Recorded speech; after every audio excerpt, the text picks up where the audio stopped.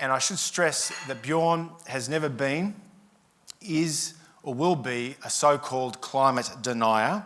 He firmly believes in the climate science and recognises humans' impact on our environment, and he has even at times supported a carbon price. He is, in short, a highly qualified original thinker with a flair for evidence-based public policy, who's been published in numerous peer-reviewed journals on environmental, climate and development issues. He believes that governments would be better off spending resources tackling diseases such as AIDS or malaria, or problems such as malnutrition or pollution, rather than very expensive and highly dubiously effective climate mitigation strategies. A serious thinker. Environmentalist Tim Flannery told the ABC's Tony Jones that Bjorn Lomborg's message was of, quote, deep concern. Ladies and gentlemen, please welcome Bjorn Lomborg. Thank you. Thank you very much. What I would love to talk to you about is really how do we think smarter about climate? But also, and I'll get back to that towards the end, what are all the other challenges that we need to remember? Because, look, global warming is one problem, but it's not the only one, and we need to start having that conversation about where can we actually spend our resources and help the world the most. But most of the talk, I'll simply talk about climate change. So look, global warming, it's real, it's man-made. Let's just get that out of the way. This is a real issue. But the problem is it's often vastly exaggerated. So let me just give you a few of those conversations that we often hear. We hear that this is going to be the end of civilization. So this is the UN Secretary General Guterres, who basically told us we're all going to die because of global warming. The world is facing a grave climate emergency. Every week brings new climate-related devastation, floods, droughts, heat waves, notice the punctuation, wildfires, superstorms. And then he says, we're in a battle for our lives. Climate change is the biggest threat to the global economy. Almost all of these statements are wrong. They're certainly dramatically misleading, and I'll show you a few of those. It's not that he's wrong. I mean, look, he's a politician. But it's much more that we are purposely scaring our kids, and we're making a lot of bad and very costly decisions based on the scare. So it matters whether we're getting it right or not. Yes, global warming is real. These kinds of claims are mostly wrong. So for instance, when people tell you there's more and more drought, let's just remember that is not what we see globally. When you look at the global drought from 1902 till today, or the latest numbers that we have, it's actually been slightly declining the area that has been in drought, not increasing. Now again, this does not mean that there's no problem, but it does mean when you point out some places that are getting more drought, and then saying, see, global warming, you're ignoring even more places that are out of drought.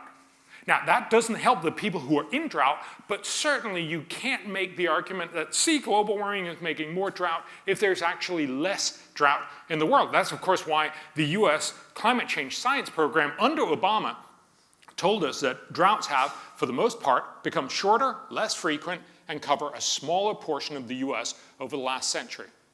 This is not at all what we hear, right? Likewise, the UN Climate Panel, the so-called IPCC, tells us there's low confidence in a global scale observed trend in drought. We just don't know. So when people tell you drought is getting worse and it's because of global warming, that's just not correct.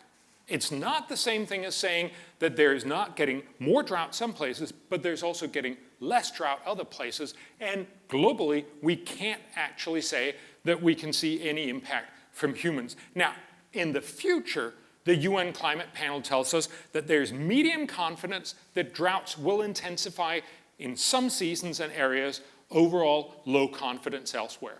So what they're basically telling us is with very high emissions, we will probably see some more drought. And we'll get back to that because, of course, we're going to talk about bushfires as well.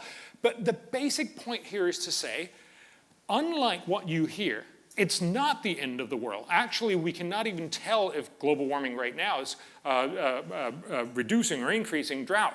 But what we can say is probably in the long run, if we don't do anything, we will see more drought. So there's a sliver of a basis. But of course, when Guterres come out and say, it's drought everywhere, we're not actually being well informed. Same thing about floods. So if you look at floods, and again, I got to apologize, I mostly use American data because we have much better data for the US. But if you look at what the UN Climate Panel says about flood, there continues to be a lack of evidence and thus low confidence regarding the sign of trend in the magnitude and or frequency of floods on a global scale over the instrumental record. Note that very long and very complicated, and don't ever read the whole UN report. It's like this all the way through. But the main point is, look, they don't even know the sign of trend. They don't know if it's getting worse or less bad. But certainly that's not what you hear from the average news conference. What you do hear is whenever there is a flood, see, global warming, when there's not a flood, you don't hear about it. So again, we're not being very well informed. So if you look, for instance, at the cost of US flooding since 1903, which is the first data that we have, you would imagine that floods are getting worse and worse and that we're seeing more and more damage. Actually, if you take it in percent of GDP, and of course you have to do that because if there's twice as much wealth in the country, the same kind of drought, a flood, will cost twice as much damage. Now, there's twice as many houses or they're twice as expensive. So if you take it in percent of GDP, you see a very different outcome. You see actually a dramatic decline in the cost. And we believe that that's probably also true elsewhere. We certainly also know this for Australia, but we have much shorter data for that. But fundamentally, what you see here is, yes, there will continue to be floods, but there's actually less damage, not more damage. And this is something that we see globally and across the world in many different ways, and I'll show you a few more of these. But again, flooding, yes, we do expect that in the long run, there might be more flooding. We have not seen it now. And actually, the damage impact is lower, not higher. If you look at hurricanes, which obviously is one of the things that a lot of people have been talking about with global warming, if you remember Al Gore's movie, An Inconvenient Truth, actually had a hurricane coming out of the smokestack. That was the picture. Very, very, very powerful picture, but also not very correct. The UN Climate Panel again tells us globally there's low confidence in attribution of changes in tropical cyclone activity, which is what they call hurricanes, to human influence. Again, if you look at the landfalling hurricanes for the US, which is what we have by far the best described, we have very, very good records back to 1900, because it's very hard to ignore a hurricane that actually arrives to land, whereas, of course, hurricanes out in the sea that never touched land, we're much more likely to discover today because we have satellites, we have lots of ships compared to earlier times, so there's a severe underreporting of the past. But we don't believe that that's the case for landfalling hurricanes. And unlike, I think, what most people think, we've actually seen a declining number of landfalling hurricanes in the US over that period. And that's also true for major hurricanes, so the category 3 or more. Again, here the point, and again, I should just emphasize this is not a significant decline, but the point is it's not increasing. Again, you hear one story, but the facts are actually very different. This, again, does not mean that we don't expect that there will be stronger hurricanes towards the end of the century because of global warming. We think there'll be fewer, but stronger hurricanes. Overall, that will be more of a problem, but it is not what we've seen up till now. Again, when you look at wildfire, or as it's called globally, or what you call bushfire, it's not such that bushfire is getting worse and worse around the world. Actually, we know very well that most of history, that is since 1870, we've seen declining levels of fire activity around the world. Why is that? It's because we have more agriculture, we have better fire practices, and fundamentally we stop using fire, right? Remember don't remember 100 years ago, but 100 years ago, we had, a home was pretty much defined by the place where we had the fire. We had fire in our kitchens. We had fire in our living rooms because that was how we kept warm. We have taken away fire from our everyday lives, put it into power stations or into our cars, but in little sparks. We've taken it away, and that's why there's a lot less fire in the landscape. So actually what we see is a declining level, not an increasing level, of wildfire around the world. We certainly know this over the instrumental record. Over the satellite record. We have lots of studies. This is just one from NASA that shows that the amount of area burnt in the world has declined dramatically, not increased, over the satellite area. But certainly when we talk about wildfire in Australia, it has been one hell of a bushfire season. So clearly there's been the sense, surely this must be tremendously different. And I was actually quite surprised that nobody seems to have done the numbers. So I tried to look at what do we know about bushfire in Australia. Well, we do actually have good data for Australia back from 1900. So as you can see, all the references are out here.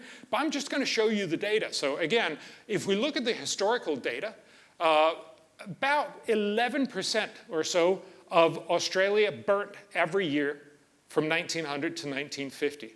Since then, it's declined significantly. So by the late 1990s, it was down below 8%. And what has happened since then, we know very well because we have good satellite data, and that's why these are decadal estimates. Now they get a lot more jumpy because obviously every year is going to be different. This is the satellite record over Australia. Again, nobody disputes this. So basically we've gone from about 8% in the satellite era just before the millennium down to today, it's less than 6%. So we've seen a declining level certainly over the last 120 years. Not something that most people hear. But you would imagine this season was very different, right? If you were to put it somewhere, I bet that most people would say this season must be up here again or something, right? No. There has been a lot of fire in New South Wales. There's been a lot of fire in Victoria. That's important because that's where a lot of the value of Australia is. So clearly, this has been very damaging. It's also, incidentally, where a lot of cameras are. So a lot of people have had a chance to see this. But the global warming argument is that if temperatures rise, we're going to see more fire, and I'll show you that in just a second. That is true. But it assumes that pretty much all areas, except for tropical savanna, will increase in burn area. But that's not what we've seen. If we take the amount of burnt area, and I'm using The Guardian, so they have used an estimate for all of Australia. They don't have the estimate of prescribed burns, so I've increased the Guardian's number with the amount of prescribed burns that are typically taking place. And then also, of course, the season is not done, but we do know from satellite measures how much of this part of the season that has already happened is a part of the total season. So I've increased that number again. This is what we would likely see the full season being, right? It's a little less than 4%. Again, this does not mean that the current bushfires were not terrible. They were terrible. It was a tragedy in so many ways. But this is not alarming in the sense that, oh my God, this is global warming. This is simply an indication of, yes, it was terrible where they happened, and we should try and make a good argument of how we get rid of bushfires, especially where people live. One way of doing that, of course, is prescribed burns and many other things. Another way is to say people probably shouldn't be living out where there's a lot of bushfire. So again, there are many ways you can do that, but you need to recognize that this season has not in any way been exceptional. Let me show you the last bit. So this is one study, but a very respected study of what is going to happen with bushfire over this century, so back until 2100. This is the simulation. So this is the climate model indicating that we're going to see increasing burn over the century. This is because of global warming. This is the problem that we're talking about here today. So right now, we're at about 5.3% over here. And this model estimates that by the end of the century, because of global warming that we didn't tackle very well, we will be at 6%. That's a real issue. That's a 0.7% increase every year on average. That is an issue. That's something we should confront and something we should talk about. But we should also get a sense of proportion. First of all, notice how this climate model and many others don't see any real impact before the 2030s, 2040s. So that's only where you can really tell this is actually what's global warming. So when people come out and tell you, global warming right now, that's just not right. First of all, it didn't burn nearly as much. It didn't burn all the places it should. It just burned in Victoria and New South Wales. Absolutely, it burnt a lot. But that is not what the models would tell us. It would tell us it should have burned everywhere except tropical savanna. So again, we need to get a sense of proportion. The other point, of course, is to say, what would climate policies have done? How much could we have changed this if, for instance, say, Australia had gone carbon neutral? Imagine if you guys had actually cut down all your fossil fuel emissions. Not a car anywhere, not a power plant anywhere, not very much food. A lot of what we're doing here today would be impossible. But imagine if you'd actually done it. If you'd done this that no other country on Earth has managed to do. Imagine you'd done it already in 2012 when the first carbon tax was proposed. Imagine you were the country that had led the world, cut all carbon emissions in 2012. You'd cut it also in 2013, 2014, up to 2020, 2021, 2022, all the way to 2100. There's a lot of years, lots of effort. It would have a huge cost, but you'd really have done something for the climate. What would have been the impact on the area burned? I actually tried to do this, but I can't because you can't see it.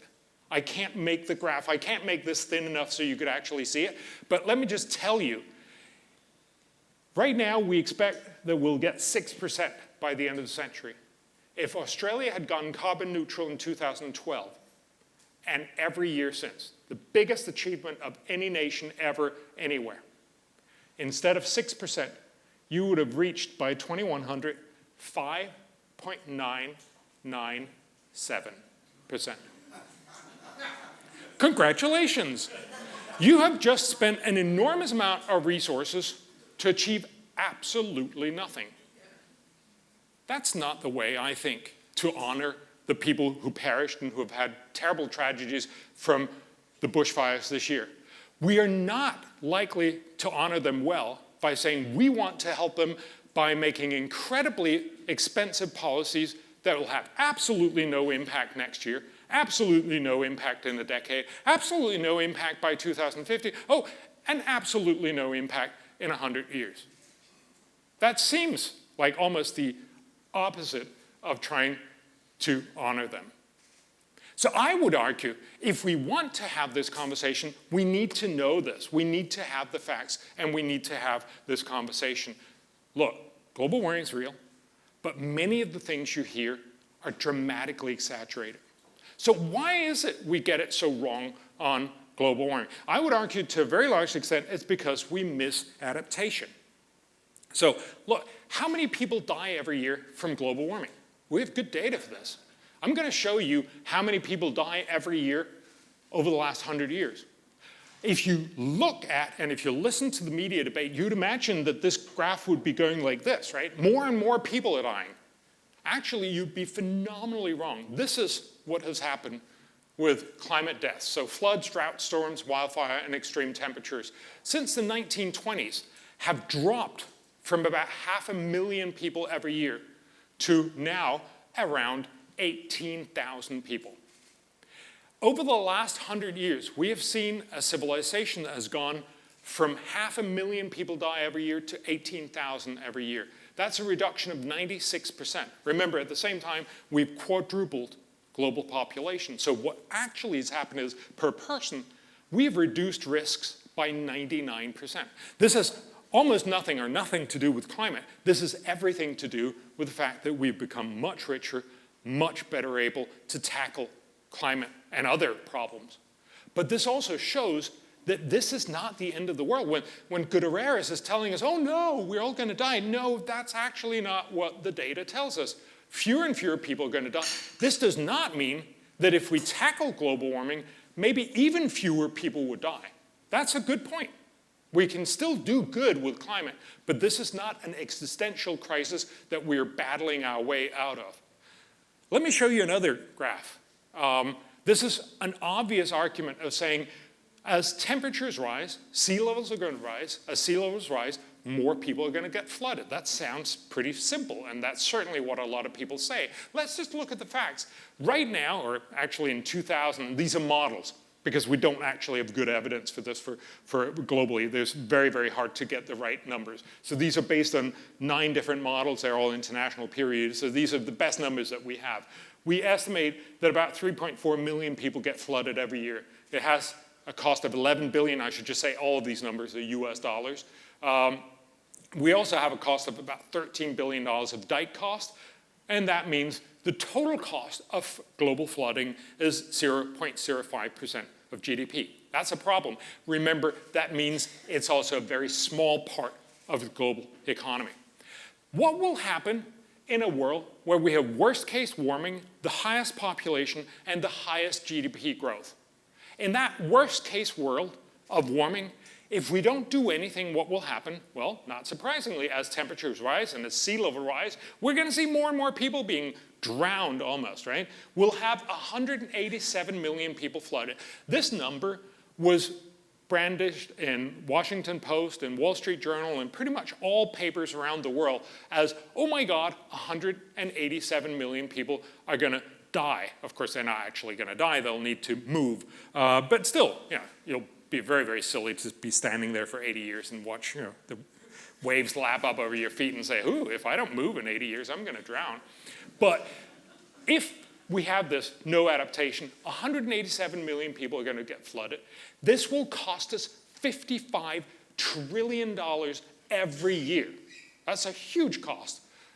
We'll be paying $24 billion in dike cost. That means the total cost, because we'll be much richer by 2100, is 5.3% of GDP. That's a huge cost. But what is the one thing that's really, really unrealistic? It is that ever more rich countries decide to say, so, sea levels are rising. Yeah, but we're not going to change our dikes. We're not going to do anything about that. No, no, no. I know it's all flooded, and I know you all hate it, but there you are. We're not going to do anything about it. We're not going to adapt. Of course we're going to adapt.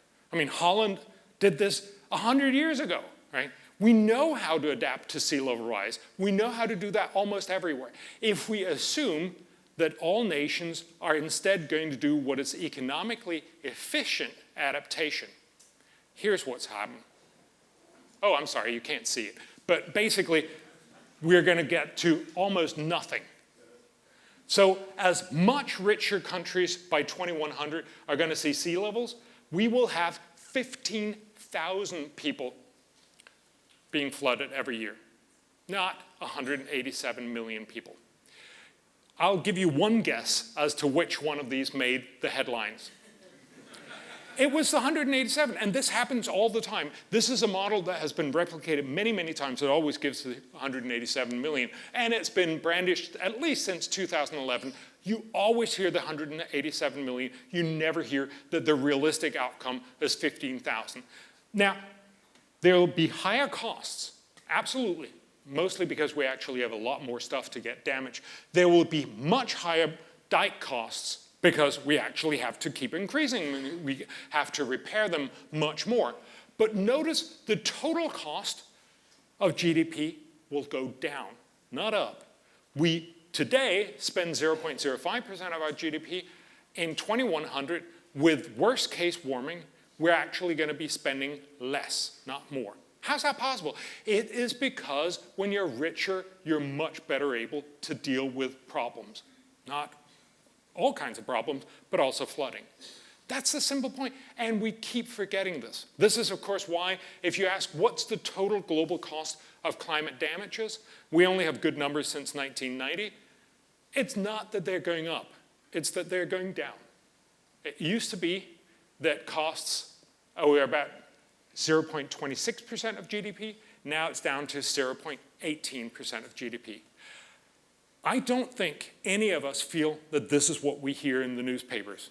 Today, again, or this year again, climate costs went down. That's not what we hear, but that's what the facts tell us. Again, we need to understand that we're being told one part of the equation. Oh my God, it cost this many billions. Yes, it did, but we were also much richer, and actually, in total, we saw less damage, not more. Why is it then that we don't just say, all right, maybe Bjorn is right. Maybe global warming is not that big of a problem, but still, it's a sizable issue. Why don't we just get rid of fossil fuels? Well, remember that we don't burn fossil fuels to annoy Al Gore, right? We do it because it basically powers everything we like about civilization. So look at this. This is the history of renewables in a very quick version, right? In 1800, we got 94% of all energy from renewables. The next 170 years, we spent getting rid of renewables because they're hard to use and they're certainly very, very diffuse. We basically tried to get to the Industrial Revolution. The last 50 years, we've stayed pretty much at 13 to 14% of renewables. Almost all of this is poor world using dung and cardboard and wood inside their homes, which kills them immensely. We're still, today, at 14%. If you look at the projections, I'll first show you the International Energy Agency. If we do everything we promised in Paris, we will now get it up to about 20%. More realistically, we'll probably get to about 16.5%, 17%. And if we look at the UN scenarios that go all the way out to 2100, they find even in the most optimistic scenario, the greenest, the most sustainable scenario, we will still only get 45% of our energy from renewables by the end of the century. So just notice this.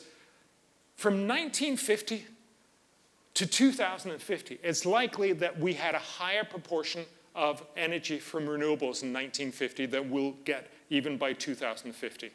And certainly, it is true that most of what you're being told that will go renewable by 2030 or 2050 is just simply wishful thinking. Jim Hansen, the guy who started the whole global warming worry in 1988 when he testified in front of Al Gore's Congress, he's also Al Gore's climate advisor. He put it very memorably, I think, when he said that people who believe that we're likely to be able to swiftly go to renewables either in China, US, and Europe, or anywhere in the world are doing a little bit like believing in the tooth fairy and the Easter bunny. Just not going to happen. And that's important to recognize. Why? Because it is very, very costly. And that's, of course, why we are likely to see that not only will climate cost, but climate policy will also cost. That's why we need to start talking about, so what should we actually do? Well, this is from the UN Climate Panel report, and this has been updated by Nordhaus, who is the only economist in the world to have gotten the Nobel Prize in climate economics. These are all the studies. Out here is the temperature increase, so 0, 2, 4, up to 10 degrees. And here is the impact on the global economy. So basically, these are all studies. The bigger circles are better studies, if you will, newer studies typically. And this is what Nordhaus estimate the best regression through here. So this is what he expects. So a 4-degree temperature rise will cost about 3% of GDP loss. This is a problem, by no means the end of the world. He also actually adds 25% because it's unlikely that we have estimated all negative impacts. So this is actually what I'm going to be showing you when we do the cost-benefit analysis for climate policies. So he has already looked at this. We know what the cost is. This is why when Guterres come out and say this could be the most dangerous thing for the global economy, no. By the end of the century, we're likely to see 3.5% damages. That's certainly something we'd like to avoid. But we've got to ask, how much will climate policies cost? So this is Nordhaus, again, the world's only climate economist who got the Nobel Prize. This is his model, but there's lots of other models that essentially show about the same. So if we don't do anything, we're likely by the end of the century to see 4.1 degree temperature rise. How much will that cost? Well, his policy shows that. It's about $140 trillion. This is actually the average of the cost over the next 5 centuries. So $140 trillion. If we get to 3.75 degrees, it'll cost a little less. If we get to 3 degrees, 2.5 degrees, actually he finds that we can't get to 2 degrees. It's just physically impossible, but that hasn't stopped the politicians from promising. But let's just get to the very lowest that he believes you can get, 2.15 degrees. Obviously the lowest damage impact, which is just $40 trillion. So this is the picture that we're typically being presented with, not nearly as clearly, but certainly if we don't do anything, lots of cost. If we do something, much lower cost. This would seem to indicate we should just go for the lowest, right? I mean, clearly this is better than this. It's not really rocket science, right? Let's get the lowest cost because this is obviously preferable. But it forgets that there's also a cost to the policy. So let me just show you the climate policy cost. Now, I'm first going to show you what's the cost of the no policy. Oh, nothing, right? There's obviously no policy cost if we don't do anything. If we do a little bit, if we go for the 3.75, and remember, this is assuming that all nations, slightly incompetently, but that's what we've seen in the past, try to do the best policies to get to 3.75. Then the cost is about, I can't really see that. I know that. That's $25 trillion, right? 3 degrees, it's about $100 trillion. 2.5 degrees, it's a little more than $250 trillion. And if you go for the lowest one, it costs $350 trillion. The point is, you have to pay both. You both have to pay the cost from climate. We have to do that. But you also have to pay the cost for the climate policy. So you have to add the two. So here are the costs that I just showed you. These are the climate costs. But then we have to add the climate policy cost. On the first one, we add 0. On the next one, we add the 20. On the third one, we add the 100. And then we add more and more. What is the best climate policy here? Yes, it's this one, right? The 3.75, this is what he got the Nobel Prize for. You don't have to do more than this and then you get a Nobel Prize, right? But there's a little bit more stuff behind this, right? But the fundamental point here is this is not rocket science. Why is it we can't have this as our conversation on what should we be doing? The fundamental point here is to say you both have to pay the cost of actual policies and you have to pay the cost of climate. You have to pay both. Let's make sure we leave the world with the least cost. That turns out to be 3.75 degrees. That is a lot less ambitious than what most climate activists will tell you. They will say, we should go for this. But that's because they only think about the climate cost. What we need to get into the conversation is what is the realistic climate policy cost as well. So, I'll just show you this in a different way. This is the total welfare of the world over the next 5 centuries. Only economists do that, right? But if you want to buy the 21st, 22nd, 23rd, 24th, and 25th century, you have to pay about $4,500 trillion. So any takers? But anyway, so this is just simply to make this very clear. Most of this is going to go to welfare. If we don't do anything up here, no policy, we'll have a climate and climate policy loss of 3%. This is the 3% that didn't go for human welfare. Part of it was, all of it, sorry, was from climate loss. We had more hurricanes, we had worse weather in many ways. It cost us about 3% of our GDP. That's a big problem, but still we had 97% left over, right? If we do the smart policy, that's this one, we can actually achieve 2.6% of climate and climate policy loss. That means we have 97.4% left over for humanity. And as you can see down here, we have more and more loss here and less welfare. This, I think, is the most important point.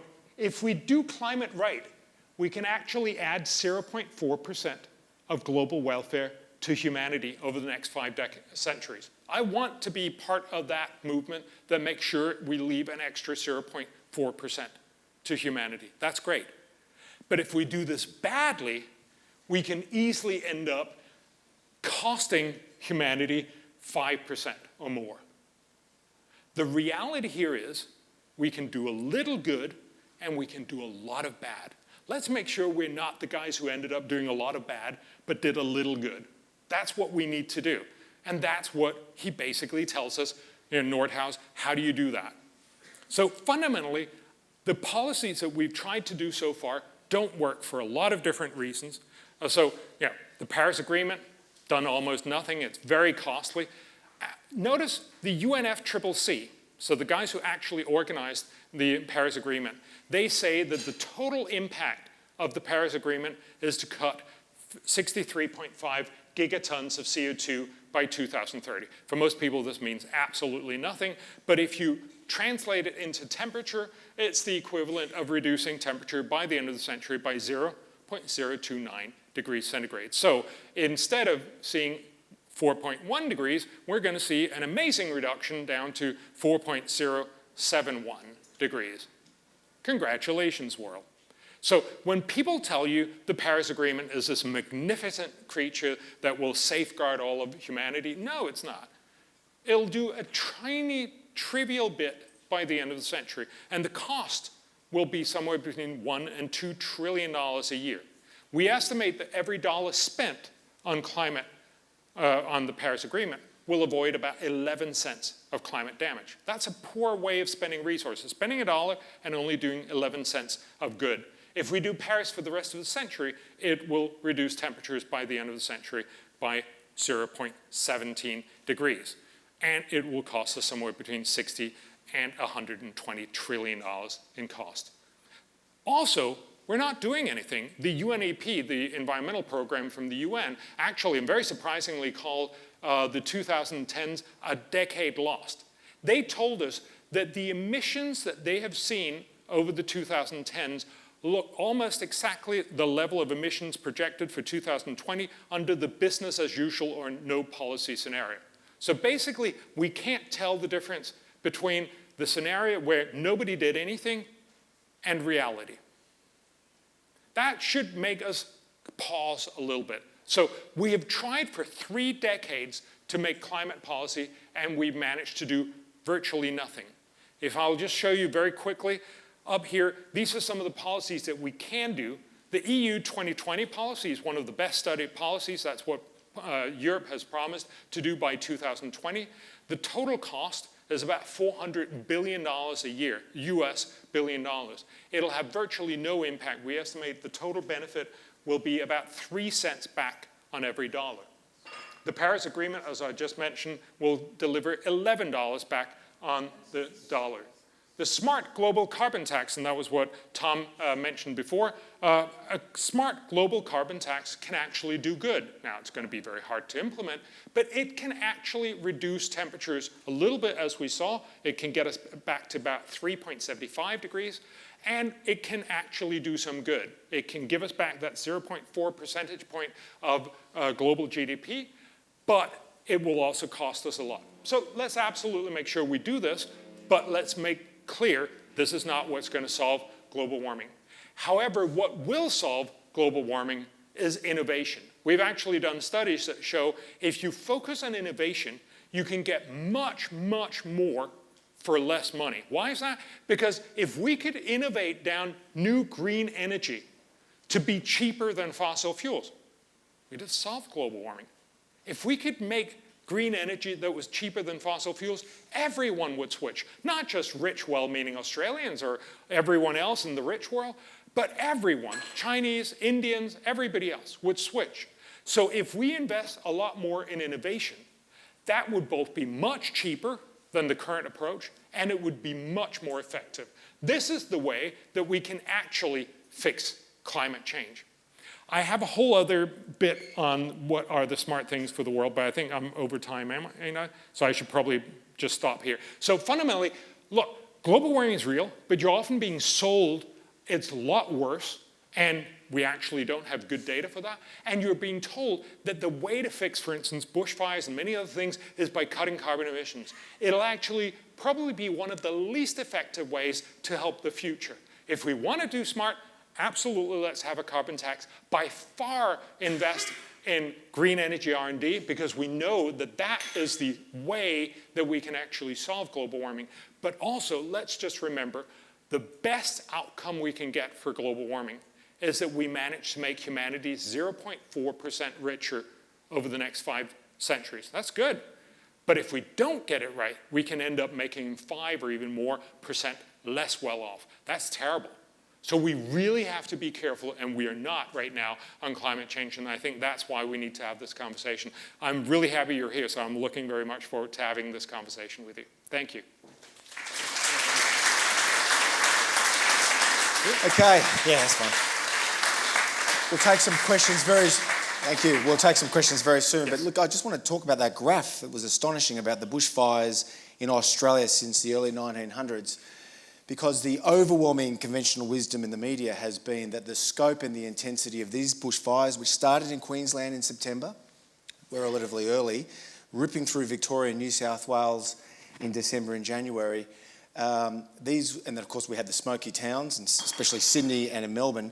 These were unprecedented, and it's not a view you'll just hear at The Guardian and the ABC and the Sydney Morning Herald, but also the Financial Review. Why are they wrong? Well, so they're not wrong in that they're unprecedented, certainly for New South Wales. As I understand, it's never burnt more in recorded history.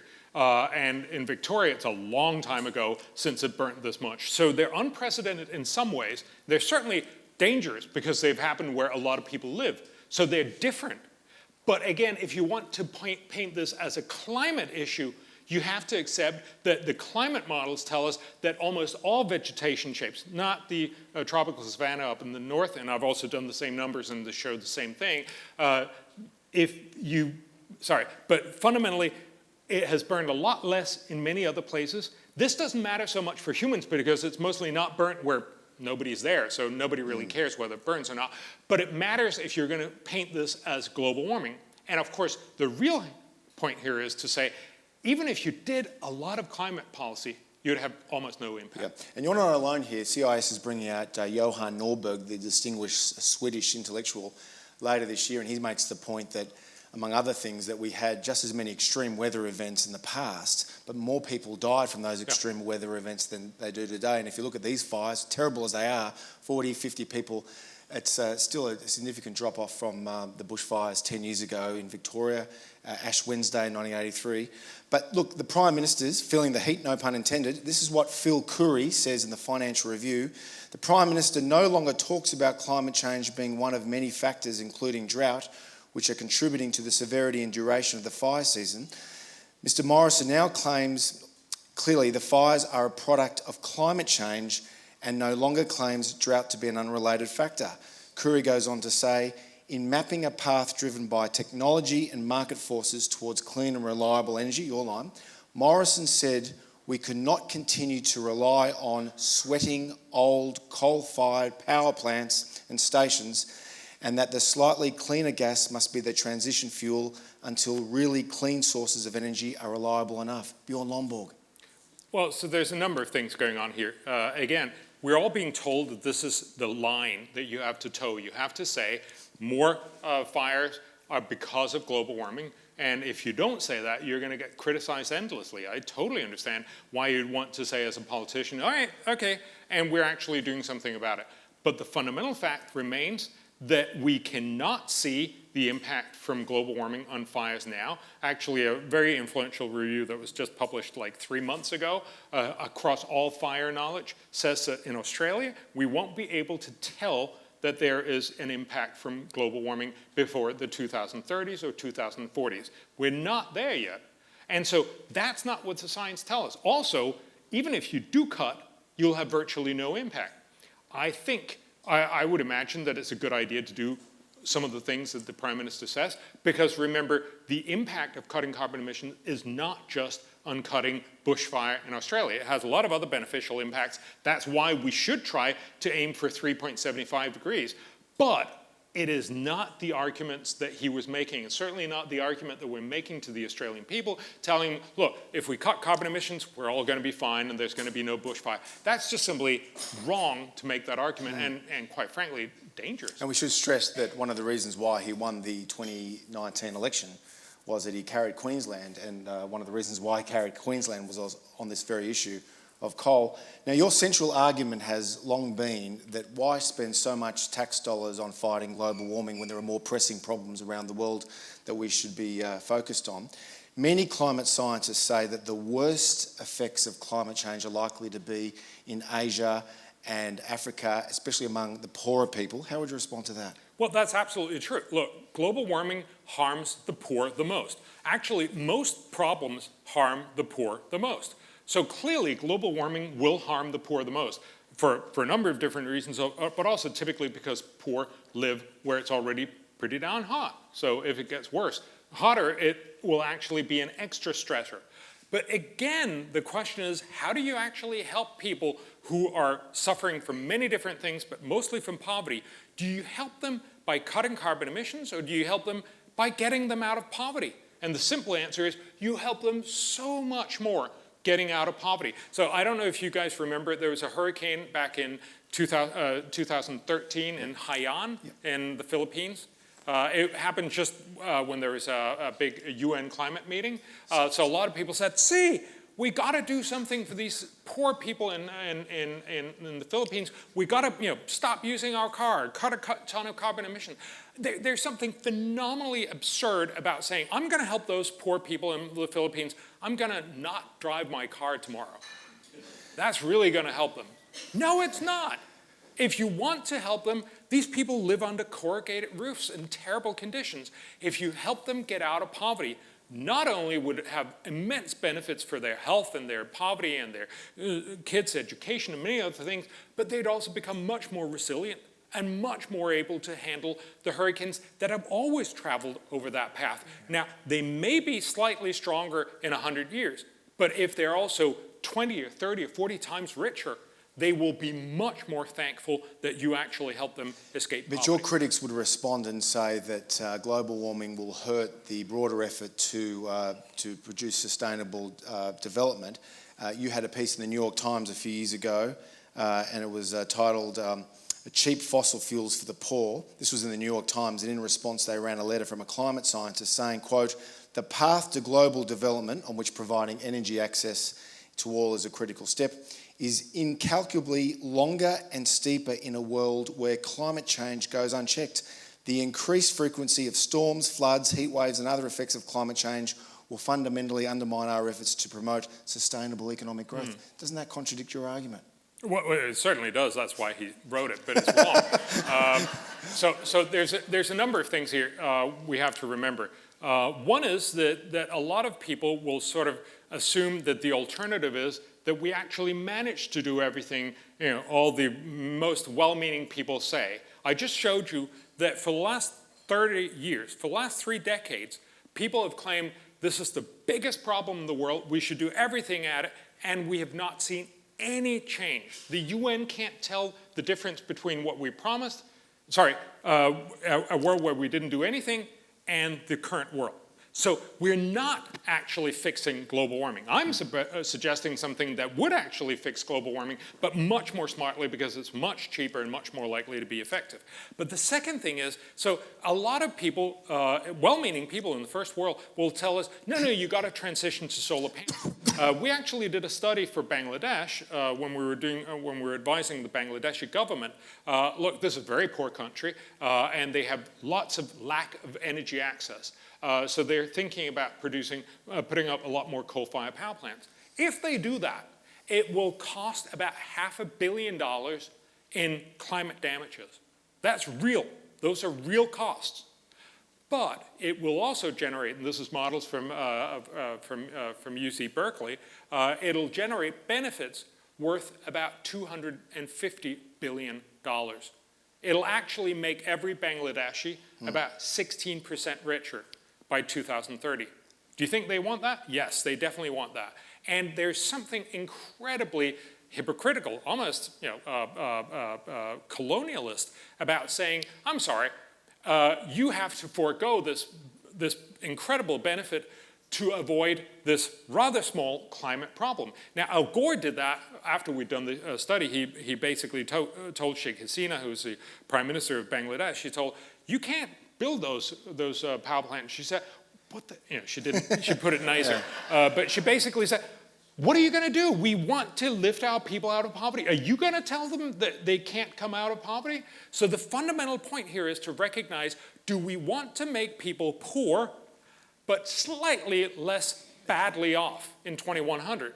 Or do we want to make them much, much better off, make their kids much better off, have much better opportunities in almost any ways, and also fix climate change, but smartly? I would argue the latter, and I think most people seem to be suggesting, no, we should go down the path of the former. You know, Bjorn, in late 2015, on the eve of the Paris climate talks, I debated a lady named Naomi Klein, a climate enthusiast from Canada. Yep. I was at the Opera House, and her argument was we need to get rid of capitalism to decarbonise the global economy. And my point, and of course you had the audience in the tip of a hand, palm of a hand, and I made the point that if you do that, you're going to really hurt efforts by developing nations' leaders to reduce poverty and grow their economy. And the cheapest way of doing that for the foreseeable future is on the back of carbon energy. And I got roundly booed for that, but that's essentially your argument. But your critics would come back to you and say, Tim Flannery, for example, he told Tony Jones from the ABC's Late Line that if we want to divert dollars away from programs to help the poor, why do it on climate change? Why not do it, say, for the military? This was Flannery's argument. Oh, and I'm all for that. Try and convince Trump to reduce the military budget. Absolutely. I'd love to see that. But it doesn't take away from the fact that military budgets are not normally seen. I actually think Americans think that, but that's not true. It's not normally seen as a way to do good in the world, right? You don't have an Australian military because you want to help the world. You have an Australian military because you want to help Australia. Just like you have a lot of hospitals in Australia because you want to help Australians. You have a lot of spending in Australia for Australians, and Americans for Americans, and Danes for Danes, and so on. But then we have some money that we spend on trying to do good for the world. This is development money. It's also climate money. Remember, any ton cut here in Australia will not mostly help Australians. It'll help everyone else. It's mostly a do-good effort.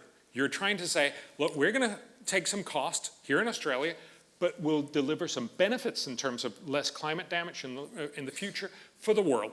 So I think Tim Flannery is very wrong, and he knows this because we've talked about it. But, that doesn't mean he won't say it again. But fundamentally, it is not the correct comparison to say, oh, you should take the money from military. Of course, if you can, brilliant.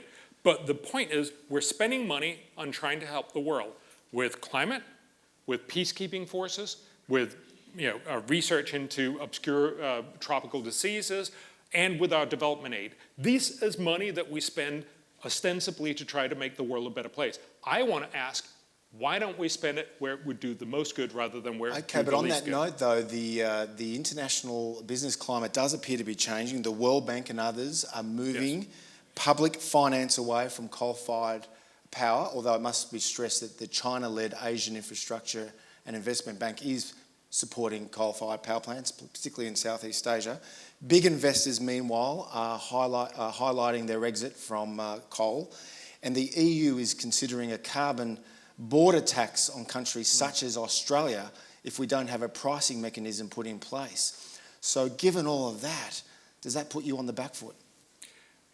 Well, being right doesn't put you on the back foot. It means that there's certainly a big, strong argument against being smart. We seem to have decided, no, let's just be idiots in climate. And hey, I mean, if we want to do that, that's our democratic right. And this conversation and many others like this is simply about trying to say, could we be a little less dumb about this?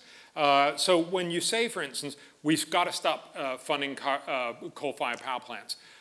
Sure, the best way to do that is to make other technologies cheaper. if solar was cheaper than, than coal. And look, for India, some places it is, and they will be buying more solar. But to the extent that coal is still much cheaper for many places, it's really, really hard to tell these people to say, no, I'm sorry, you can't have that. You got to go with the more expensive and less reliable approach. So my point is not to say, first of all, I don't own shares in any coal companies, and we don't take money from fossil fuel companies. But fundamentally, the point is we need to get to a world where it is much cheaper to use renewables or green energy of some sort, rather than a world where we tell people you can't use what is cheapest. And so this is why we come back to saying we need to focus on innovation rather than just this what about the European Union's ploy to impose a carbon border tax on countries that don't conform to their to Brussels' expectations? So for the American, how would a Donald Trump respond to that? I mean, aren't there unintended consequences I'm not sure of being morally pure but on punishing countries that don't toe Brussels' line on climate policy? There is an argument. So again, I support just like Nordhaus, the Nobel laureate in climate economics, that a carbon tax can be a smart way to allocate resources away. Fundamentally, there's an externality that is not priced in. A carbon tax can do that. And if you argue this smartly, you can actually also use the trade tool to get more buy-in globally. However, the benefit that you obtain is very small, and the risk that you essentially throw the baby out with bathwater is very, very high, that you end up stalling free trade instead. Free trade, remember, lifts many, many more people out of poverty, helps the world incredibly much more. And the kinds of things that the EU is proposing, while technically and very, very well done, could potentially be good, is likely to, you can very easily imagine some French farmers saying, didn't they actually put a little more CO2 in that? And basically saying, could you raise the tax so they're not going to compete with us? And it's not because French farmers are particularly bad. Everybody would like to do this. So essentially that it's going to be used to reduce free trade and hence make the world a lot less rich. That would be terrible. So I think there's a real risk that it'll end up being much worse than it's good. What about international agreements? You mentioned Rio, 1992, Kyoto in 97, which did not include the developing countries. Copenhagen in 2009, which completely failed. Kevin Rudd memorably blamed those rat effers from China.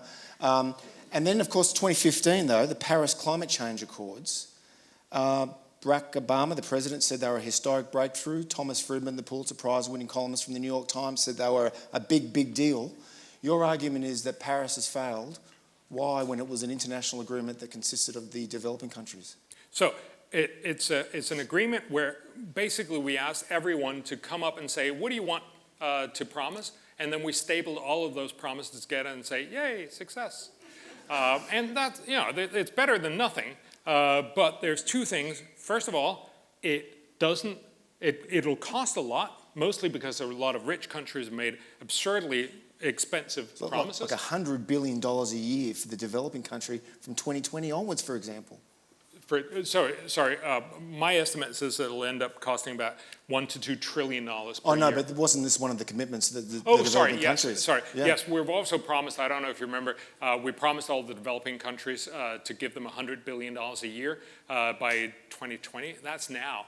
And of course, nobody has $100 billion, so we don't quite know how to do that. And that's one of the reasons why the last climate meeting in Madrid was pretty much a failure. And it's also why the Glasgow meeting that we'll have by the end of this year is likely to be a failure. A lot of countries, obviously, not surprisingly, if you're Ghana or some other African country, to a large extent, you've signed up to this because you were hoping to get a big part of the $100 billion. That's right. I would sign up to that if somebody promised to give me a significant part of 100. Does anyone do? No.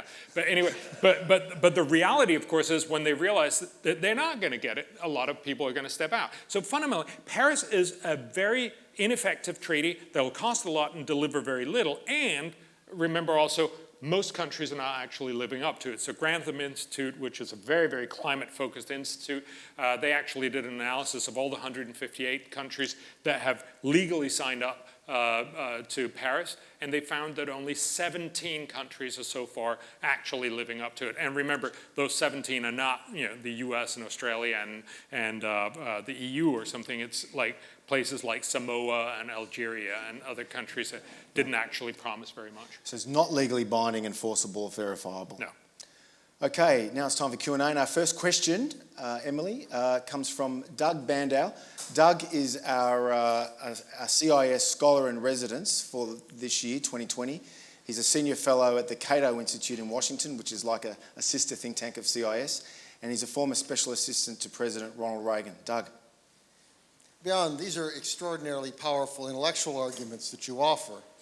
But the political climate obviously looks very different. I mean, the evidence you presented is, in many ways, politicians don't seem to be doing a lot of the really stupid stuff, but they aren't doing the smart stuff, that it's very hard to get movement. Have you found governments, agencies, interest groups who are interested in these arguments, willing to push them forward, kind of to help promote them? Are there folks out there who appreciate them and are using them? Yeah, so we have a saying at the Copenhagen Consensus. So we work to basically further good policy in the world. And we say, it's not about getting it right. It's about getting it slightly less wrong. Right? So if you can push the world to do slightly less stupid things, that's a success. And so on climate, I think that's exactly what we have to do. Right now, as you also pointed out, the overall and overwhelming trend is to say, let's make even more absurd promises, even though we're not keeping the ones that we've already made. And that seems to be going on for quite a while. So no, we're not making inroads. Remember, I basically showed you what the world's only climate economist, that's also a Nobel laureate, has shown. And nobody's listening to him because that's also an inconvenient point, right? So fundamentally, no, it's really, really hard to get through on this. However, there's two things we need to remember. One is the world is actually doing the 4.1 degree temperature, right? The basically do nothing. So we're not actually seeing this amazing amount of work. Yes, the EU has cut its carbon emissions, and they have actually cut it, but remember, much of it they've just outsourced to China and elsewhere. So the fundamental point here is we're taking a lot of the cost, but we're getting none of the benefits. The second part is, as things get more and more costly, so for instance, in the EU, it's expected, we have, like Australia, some of the most expensive electricity prices. They're expected to quadruple by 2030 if we keep all our promises. Now, at some point, quadrupling very, very high electricity prices lead to a breaking point where people say, no, I'm not going to take that. That's what we saw with the yellow vests in France, right? Mm-hmm. And remember, that was a 13 cents increase in gasoline prices. Mm-hmm. So at some point, and unfortunately way too late, we will actually get the feedback that, oh, wait, making more and more beautiful promises actually have real life cost and not small cost. I just want to mention one thing. I don't know if you know, New Zealand, your neighbor, promised to go carbon neutral by 2050. Much to their credit, they actually asked the New Zealand Institute for Economic Research, the leading institution in New Zealand, to cost that promise. And they found, and this is the official estimate, they found that this would cost every year by 2050, 16% of New Zealand's GDP. 16%. I think this is not referenced nearly enough in any conversation. 16%. Wow. Over the century, New Zealand will spend $5 trillion for this promise in lost GDP. And notice the benefit that they will confer on the world by the end of the century will be that temperatures will be 4/1000th of a degree lower. So the temperature that we expected on January 1st, 2100, will now only occur on January 23, 2100. We'll get to a question very soon, but following on from that, how do you account for Great Britain's success in reducing its emissions dramatically? So a lot of people point out, look, Britain has done a lot. And they've totally cut their coal-fired power, and a lot of people believe that that's because of renewables. It's actually mostly not. It's because they've deindustrialized, and it's because they've dramatically hiked electricity and other energy prices. So demand has dropped dramatically, both because of the deindustrialization and because most people who are not rich can't afford it. So, if you make people sufficiently poor, they'll stop using all that great energy, and then you can live up to your promises. But it doesn't make for a good nation, right? It doesn't make for a good life. Next question. Yeah, there's plenty of disagreement out there about the effect of carbon dioxide. As you know, to increase temperatures by 1 degree, the level of carbon dioxide has to increase by 100%. From where we are now, say 400 to 1600, at 4 parts per million per year, it's going to take 300 years for the temperature to increase by 2 degrees. And these people are talking about the temperature increasing by whatever it was, 3.7 by the end of this century. I mean, there's something wrong there. Yes. So again, I'm a social scientist. So I simply take the UN climate panel reports. I use their climate models. One of them is the MAGIC model, which is the one that I use, co-funded by the US EPA and many others. So I can't get into a very long conversation. It sounds to me that what you're talking about is only the impact on carbon dioxide, and remember there's a 3 times increase because of water vapor. But again, I'm not a climate scientist, so I simply take what they say for given. What I'm talking about is, given that if they tell us the truth, and I think they do, what are the impacts of us, both costly, as in what will that cost on our human societies and our infrastructure and on our environment, and what will policies to reduce that carbon emissions cost us? So this is much more sort of what are the economic part of this conversation, and I think that's an important part too, and that's the one that we very often don't hear. This gentleman's question, I mean, the IPCC models in the 1990s were way out, linking the higher temperatures with the higher levels of emissions. Emissions have gone up, but the temperatures haven't gone up as fast as the models did so. Yes. The IPC were in the high end, yes, and part of it was also because they expected that we weren't going to fix the ozone hole, which actually is a very, very powerful greenhouse gas. One more question on this. So, yeah. Next question. Yes, sir. Go ahead, mate. Then we'll go in the back. I think that leads on from what you were just saying. I mean, I have to ask, what faith can we place in these models when on the strength of them 30 years ago, we were told that the Maldives would be underwater by now, and that and James Hansen, who started this scare back in 1988. Al Gore's advisor. Exactly. Said that by now parts of New York would be underwater. Well, yes. The last time I looked, it isn't. Yep. I have to say, and the models have predicted a much higher level of warming than has been actually observed so far. Yep. So if they can't predict the existing climate, what faith can we place in them to predict a climate that might exist or might not exist 80 years from now? Yes. So there's a good article published very recently in Nature that tried to estimate how well have these models done. And what they find is actually they've done a lot better than you'd think. We can quibble about that, and I'd like to get into that. But I think the real point, and it's true that I don't know whether Hansen, he certainly said the New York thing. I don't think Hansen did the Maldives things, but a lot of people have been arguing that the Maldives will disappear under the waves because sea levels will rise. That only shows that you should listen to climate scientists when they talk about what are the model impact in 100 years, but you should not listen to them when they tell you, so what is the impact on the Maldives? They clearly have no idea. They probably haven't visited, or if they have, they haven't done their study. There is a lot of studies on what happens in Pacific Islands, and of course, the reality is that most of these very small islands will also grow as you see more storms. So actually there's been studies where we have very bad data, so it depends on when you have it. So typically people have done surveys with the first aerial surveys of these islands. So we've looked at Tuvalu and Micronesia, and not all of them, but most of the islands, Maldives, several others. So they've looked at how much land was back in whenever the first flights were that, so 40, 60 years ago, and how much land is there now. And the surprising thing is all of these islands have grown in size, not decreased. Why is that?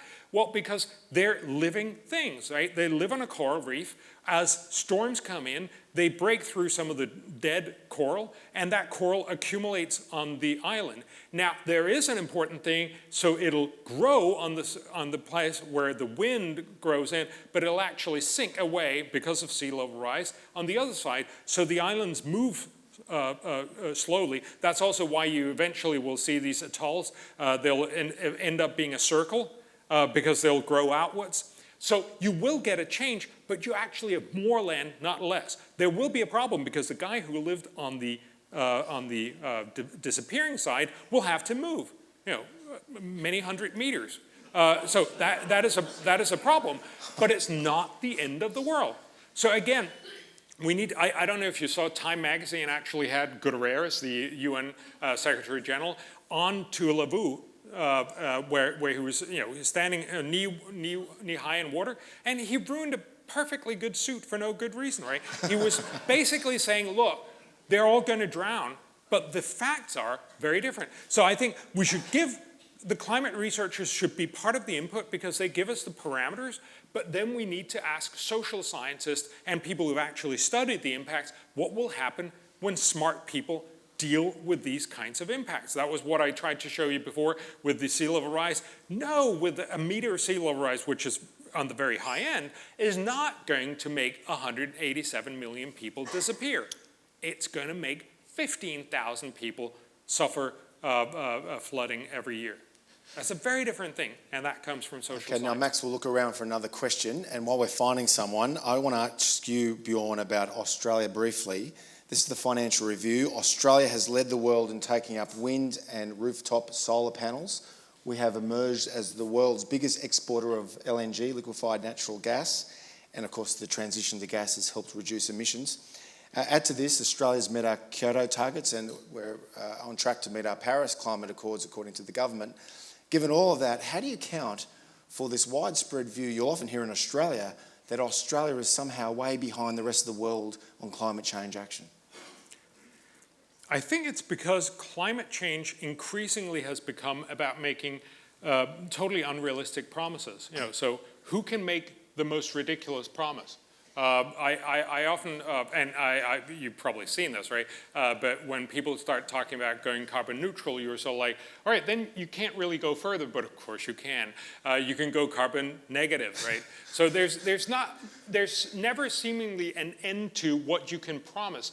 And the beautiful thing about climate change is you can promise to save the world later, right? So basically you get to be the politician who will say, I want to save the world in 2050. I'm sorry, I'm not going to be here. It's not going to be my problem. I'm not going to be financing this, but I'd like you to vote for me and applaud for me. And of course, that's a very, very charming impact. So in some sense, you could argue that the reason why Australia is being the bad boy is because you're the guys who actually say, we're only going to promise what we can do, whereas a lot of other countries seemingly want to say, we're going to promise what we, the highest number we can think of. Okay, next question.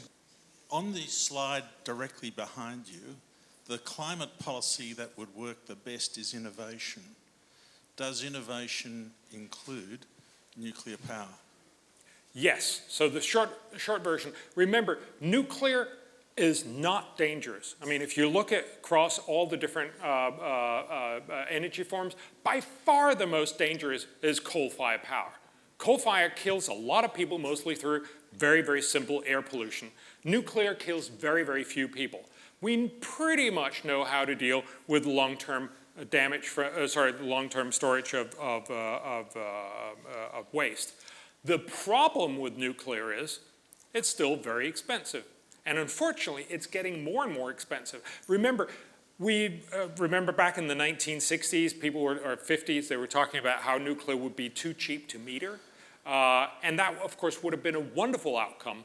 But unfortunately, costs went up. And the new power stations that are being built are typically vastly expensive. So the Hinkley C in the UK has seen incredible price rises and way uncompetitive. There's just no way you can conceive the current batch of nuclear power to be anything that anyone would really want.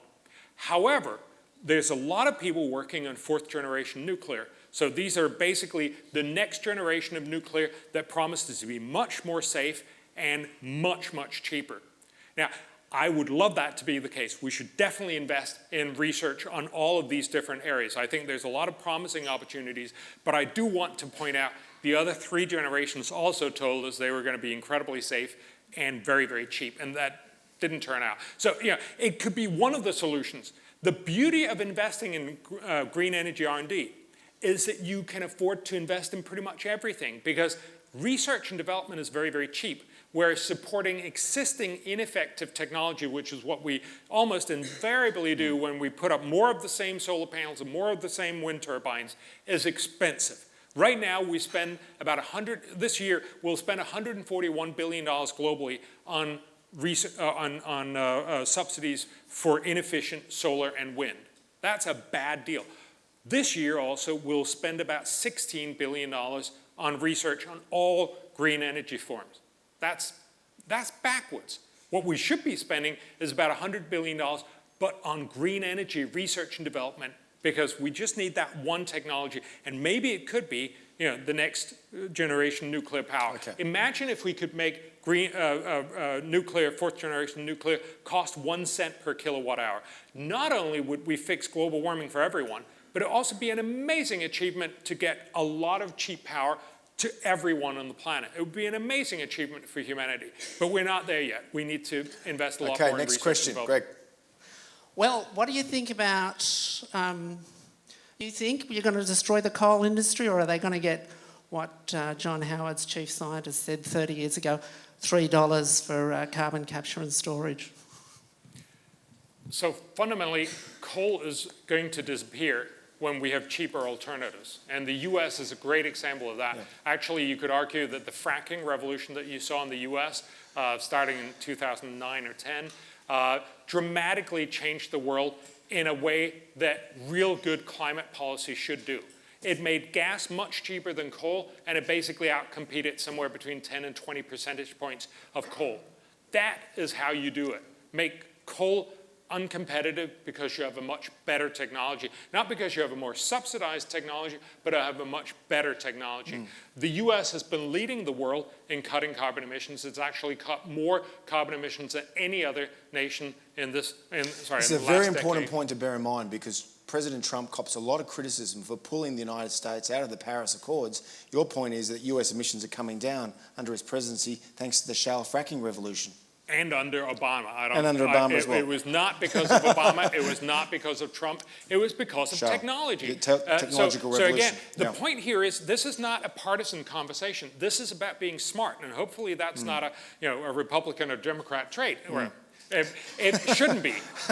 It should be about us all finding the smart ways forward. Right. So if we could get China fracking, we would get a lot of climate benefits very, very quickly. If we could get similar kind of breakthroughs, but not from coal to gas, but from gas to or zero carbon emissions, we would have fixed global warming. Okay, final question. With the data that you have shown us so far, I would like to know what makes a climate model reliable, and how can you convince fence sitters or people who are so uncertain that climate change is a real issue, that the evidence is strong and we need to do something?